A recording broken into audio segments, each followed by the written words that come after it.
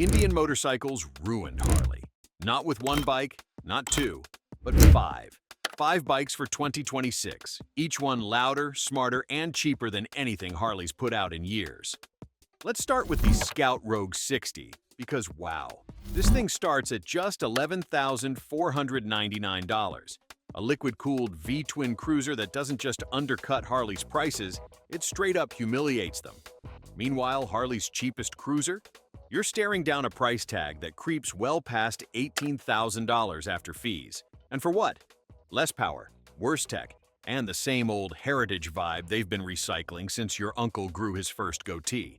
And it's not like Indian dropped some weird electric moped with mood lights and called it revolutionary. These are real motorcycles. Steel, grit, performance, torque, and the internet? Losing its mind.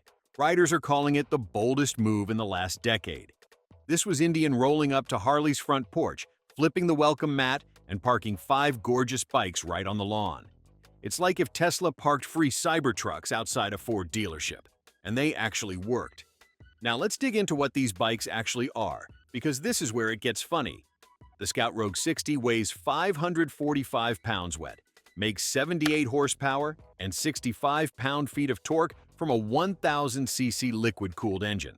That's punchy, nimble, and absolutely perfect for the city or open road. Now, let's look at Harley's beloved Iron 883. That one, 564 pounds wet, only 54 horsepower, and it still costs you more than $18,000 after fees. That's heavier, weaker, and somehow more expensive. So you're literally paying more to get less. And people wonder why riders are switching. But Indian didn't stop there. Nope. Next up is the Scout Bobber 20, and it keeps the flex going. This beast puts down 111 horsepower and 72 pound-feet of torque, all while weighing just 553 pounds wet. It's got that raw, stripped-back bobber aesthetic. Think metal over menus, torque over touchscreens, but still packs in the ABS, modern suspension, and actual rideability. It's like a time machine, but one that knows how to use a USB-C charger.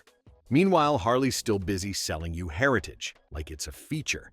No mention of upgrades, no mention of better value, just the same "we were first" speech, while Indians quietly walking away with the trophy, the crowd, and the whole damn stadium. And we haven't even gotten to the big boys yet. The Super Chief Limited. This one runs an 1,801 cubic centimeter Thunderstroke 116 engine, pushes out 120 horsepower and 120 pound-feet of torque, and comes in at $21,999. So, yeah, a premium price, but it actually earns it. You're getting power, style, comfort, and performance that blows past Harley's Road Kings, which are still pretending that chrome equals innovation. Now, let's talk about the part where Harley fans got exposed. Because Indian didn't just build better bikes, they ripped off the covers and showed just how behind Harley really is.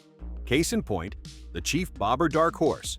Priced at $18,999, it puts out 120 horsepower and 120 pound-feet of torque, and it doesn't need any ride modes, screens, or futuristic nonsense to do it. Just twist the throttle and go. Meanwhile, Harley's still acting like that kind of performance should only exist in their top-tier touring models, if that. And don't even get me started on cooling systems. Indian's rolling out liquid-cooled engines across the Scout line, which means less overheating, better reliability, more consistent performance. Harley? Still trying to convince people that air-cooled V-twins are just classic charm. Yeah, until you're stuck in traffic in August and your legs are medium rare. Then there's tech. Indian's bikes come with ABS, LED lighting, traction control, and even lean-sensitive electronics on models like the Challenger Elite. Harley? You'll be lucky if that stuff shows up outside the CVO lineup. It's like Indian actually wants you to survive your ride. Oh, and the infotainment situation? Harley's boom.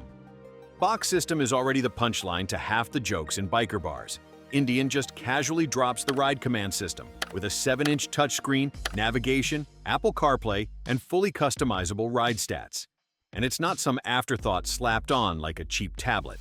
It's glove-friendly, responsive, and, get this, it actually works. Imagine that. A screen that works. Fuel range? Indian's Challenger Elite gets up to 200 miles on a 6-gallon tank, clocking in around 35 miles per gallon. Harley's out here still playing roulette with fuel stops, pretending range anxiety builds character. Meanwhile, Indian's riders are already at the next diner ordering pie while Harley's filling up again. So when people say Indian humiliated Harley, it's not just about price. It's about how far Harley's fallen asleep at the wheel. Indian didn't just show up with some decent bikes. They showed up with better bikes across the board, at lower prices, with more features, better engineering, and less nonsense. And the riders noticed. Because when a brand starts delivering exactly what people have been asking for, and your brand keeps yelling, "but tradition," the market makes its own decision. Right now, Harley's not looking like the king. It's looking like the guy who showed up to the drag race with a tricycle and a story about the good old days. Harley riders aren't just switching to Indian. They're broadcasting it like they just walked out of a toxic relationship. Scroll through social media and you'll see it everywhere. Just sold my Harley for an Indian. Never looking back. That's not just one bitter biker, it's a chorus. There's a whole grassroots rebellion going on, and it's getting louder by the hour. Over on Reddit, bike forums, and every dusty Facebook group with the word cruiser in it, people aren't whispering anymore. They're yelling. The reasons for ditching Harley? Clear as day. Price, comfort, and features.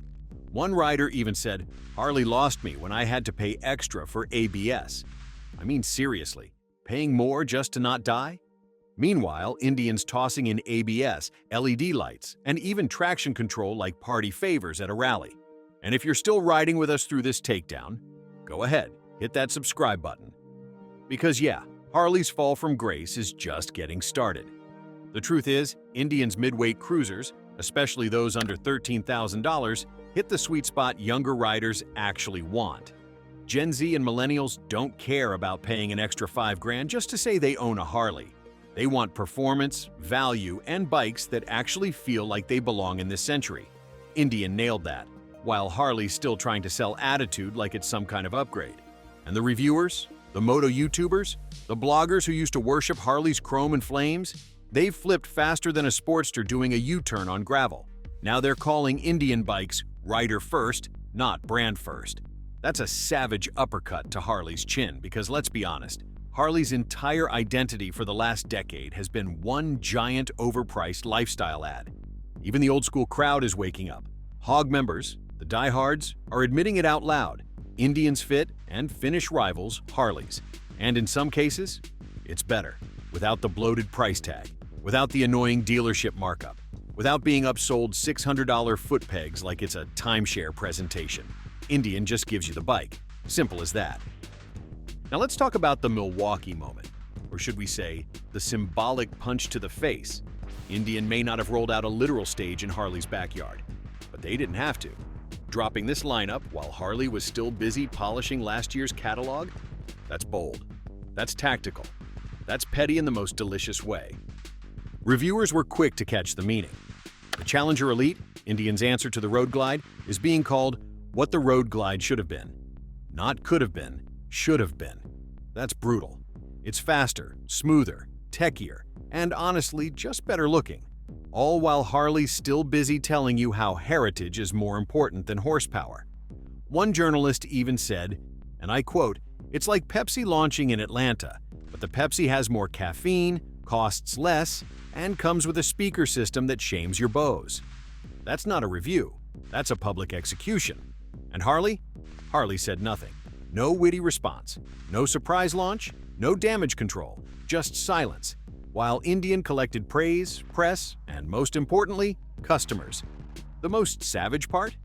Indian didn't just make new bikes, they made Harley's kind of bikes. And then they marketed them to Harley's most loyal crowd, the older, patriotic, I buy American kind of riders.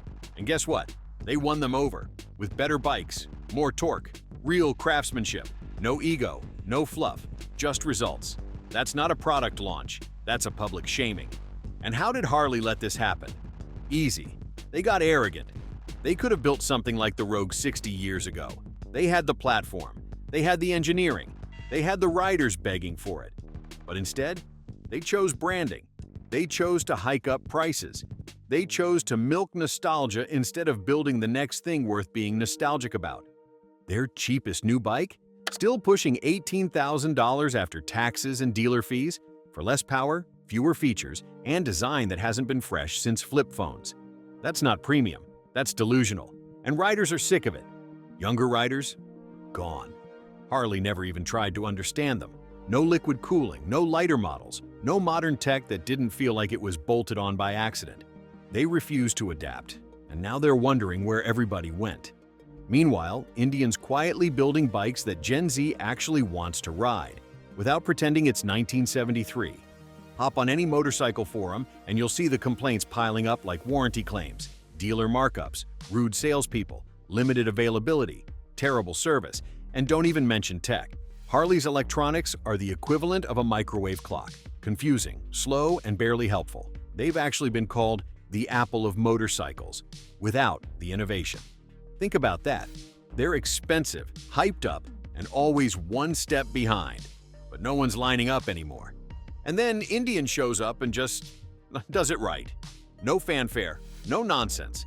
They gave riders what they wanted, actual bikes, with actual value, built for riding, not flexing at the gas station.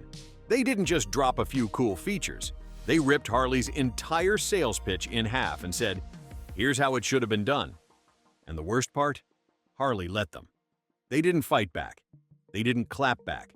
They didn't counter-launch, discount, or even pretend to care. They just sat there, watching their own fan base drift away, one social media post at a time. So yeah, Indian didn't just launch some bikes. They exposed the whole operation.